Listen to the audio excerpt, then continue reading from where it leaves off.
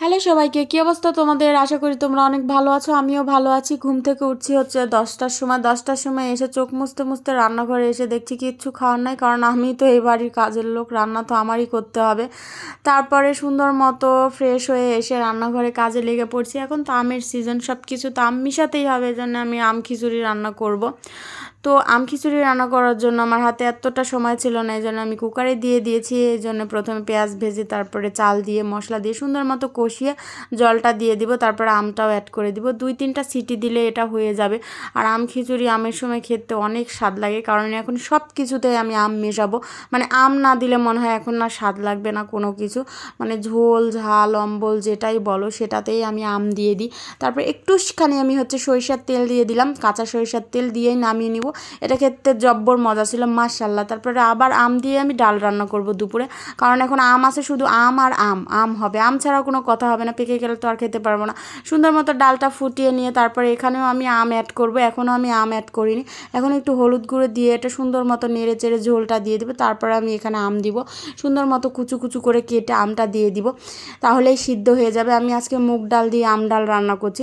আমার মনে ছিল না, এখানে একটু টমেটো দিলেও অনেক ভালো লাগতো, টমেটো ছিল বাসায় কিন্তু দেওয়া হয়নি। তারপরে এই যে আমটা কুচি কুচি করে দিয়ে দিলাম, আর আমার বাপের বাড়ির আম বলে কথা, এটা দিলে আরও বেশি স্বাদ হবে খেতে, এই জন্য আমটা দিয়ে দিলাম। এখন জলটা দিয়ে দিব। তারপর সুন্দর মতো এটা যখন বলক উঠে আসবে, তারপরে এখানে দিয়ে দিব বার্গার না, বাগার দিয়ে দিব। আমি তো ভাবি এটা বার্গারই বলে, আসলে এটা বার্গার না, বাগার।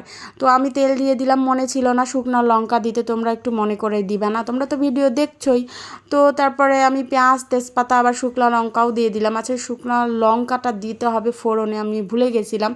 তারপর আমি পাঁচফোড়ন গুঁড়ো দিলাম, কারণ আমার মেয়ে পাঁচফোড়ন খেতে চায় না, এই জন্য শুকনো খোলায় তেলে সুন্দর মতো গুঁড়া করে আমি দিয়ে দিই, তাহলে ও আর বুঝতে পারে না, কারণ ডালে পাঁচফোড়ন না দিলে আমার ভালো লাগে না। তো এই পর্যন্ত আমার ডাল রান্না হয়ে গেছে। তারপর আমি ডালের সাথে ডিম ভাজা করছিলাম, ওটা আমার ভিডিও করা হয়নি, ভুলে গেছি। তো নতুন নতুন ভিডিও করতে লাগলে যা হয় ভুলে যায়, রান্না শেষে মনে হয় যে ভিডিও করা হয়নি। তো তারপর আমার বাপের বাড়ি আম মাখা করতে চলে আসলাম। আমি বলছিলাম একটা ভিডিওতে যে বাপের বাড়ির আম ছাড়া আমি আম মাখা খাবো না, আম কিনবো না। তো আমার মা এসে আমাকে বাসা আম দিয়ে গেছে, নাটোর থেকে রাজশাহীতে আসছে, ভাবো, মা বেঁচে আছে তাই দিয়ে গেছে, অন্য কেউ দিয়ে যাবে না, মায়ের জন্যই আমটা মাখা করতে পারছি। তো নাটোর থেকে রাজশাহীতে এসে আমাকে আম দিয়ে গেছে, এই জন্য মাকে অনেক অনেক ধন্যবাদ। আর আমার মা আমাকে অনেক সাপোর্ট করে সব বিষয়ে।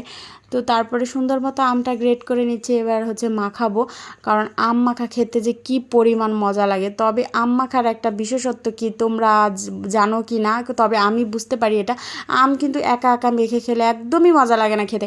আমরা যখন সবাই মিলে মা চাচিরা মিলে আম মাখা করে খেতাম, তখন কিন্তু আম মাখা খেতে অনেক অনেক মজা লাগতো। একা একা আম মাখা খেতে অতটা মজা লাগে না। তো আমি আমার মেয়ে, তারপর আমার হচ্ছে যে মেয়ের মিস যেই পড়ায়, তার জন্য আম মাখা করছিলাম। কাসুন্দি দিয়ে দিলাম, কাঁচা মরিচ, তারপরে লঙ্কা গুঁড়ো, লবণ, সব কিছু দিয়ে আমি একটু উঠিয়ে রাখছি। এখানে আমি একটু আমের আচার অ্যাড করব। তো আজকে আম মাখা পর্যন্ত, আল্লাহ হাফেজ।